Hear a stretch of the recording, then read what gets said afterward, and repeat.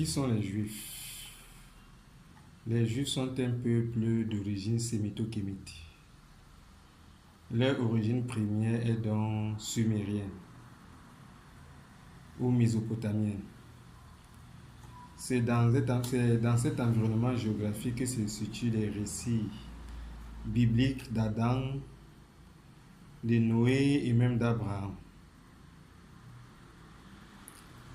Conduit par Jacob, immigre en Égypte. Étant plusieurs dizaines d'individus, et c'est à l'intérieur de l'Égypte que la nation juive va gester et croître. Au bout de 400 ans, ils sortiront d'Égypte en étant une grande nation. Et c'est donc au sein de la nation égyptienne que les Juifs auront leur deuxième origine, kémite. On a donc un peuple d'origine sémito-kémite. Que ce soit le cas kémite ou sémite, les Juifs ont donc une origine négro-africaine. Parce que dans l'Antiquité, où se situe l'histoire du judaïsme,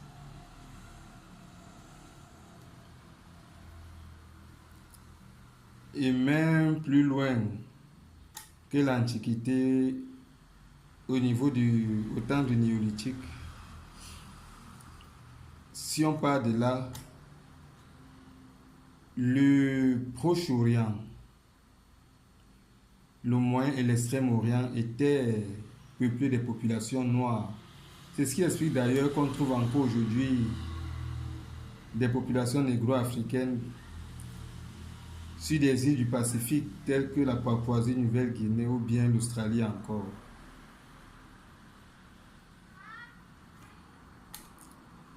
Si les Juifs d'aujourd'hui sont métissés, c'est du fait de l'invasion du Proche-Orient par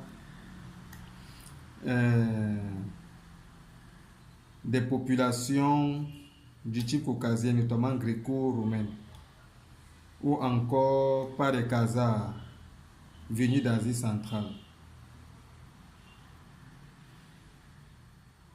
Ces derniers ont suscité un métissage des populations préalablement noires du Proche-Orient et de l'Afrique du Nord. Le métissage des Juifs s'est aussi accentué avec leur expulsion de la Judée et le fait qu'ils se soient répandus dans le bassin méditerranéen et en Europe. Ils ont alors pris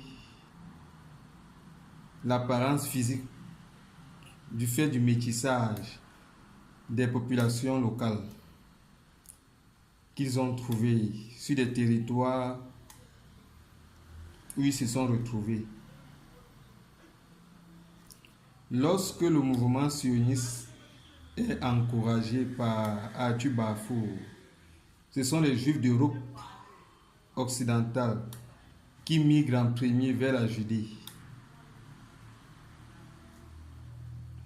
Cette migration sera accentuée par le génocide des Juifs de 1945 et les conflits israélo-arabes susciteront les migrations aussi des populations juives au niveau du Maghreb et du Proche-Orient vers la Judée.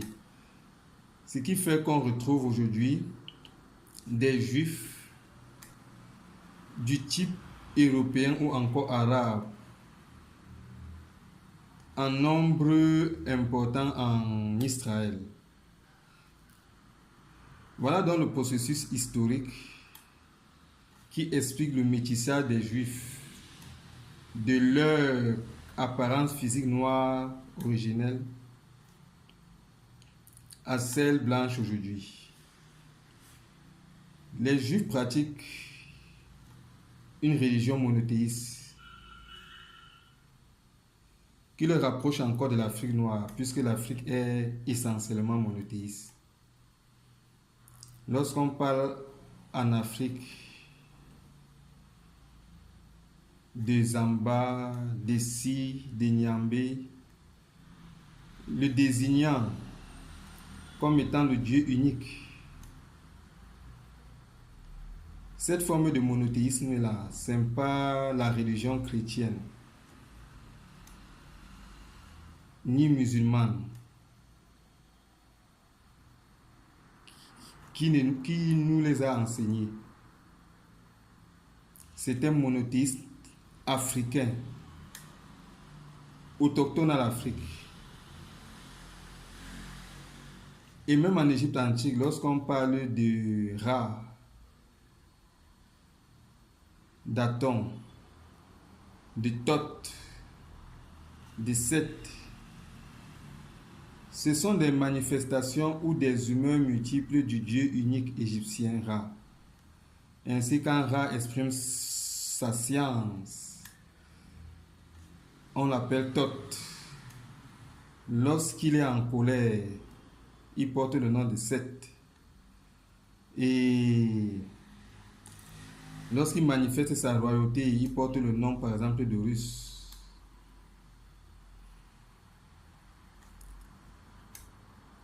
Et donc, l'Afrique est essentiellement monothéiste.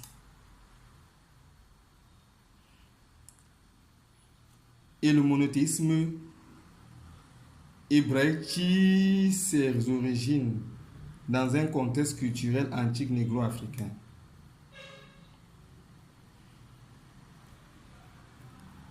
L'État d'Israël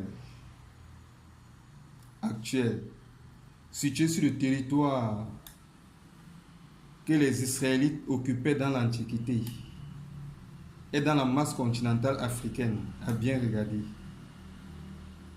qui est limité de l'Asie par le lac de Tibériade, le Jourdain et la mer Morte à l'est, et à l'ouest de l'Europe par la Méditerranée. Parlant donc de la nation juive, on a une nation d'origine négro-africaine, de culture et de religion monothéistes comme l'Afrique noire, est située sur la masse continentale africaine. Si on se réfère juste sur des éléments géographiques qui définissent les nations africaines, l'État d'Israël est d'emblée un pays africain. Au-delà de son essence culturelle et historique qui le lie à l'Afrique noire. Alors, qu'est-ce qu'on reproche à la nation juive sur la scène internationale depuis un certain temps? Premièrement, de pratiquer une religion hostile à l'islam, à savoir le judaïsme. On lui reproche aussi d'être un peuple de colonisateurs qui aurait colonisé des territoires appartenant aux Palestiniens. Et on lui reproche aussi d'être l'avant-garde ou le symbole du néolibéralisme occidental. Nous allons au cours des prochaines interventions essayer d'explorer toutes ces accusations portées contre la nation juive et essayer d'en ressortir la pertinence ou l'impertinence.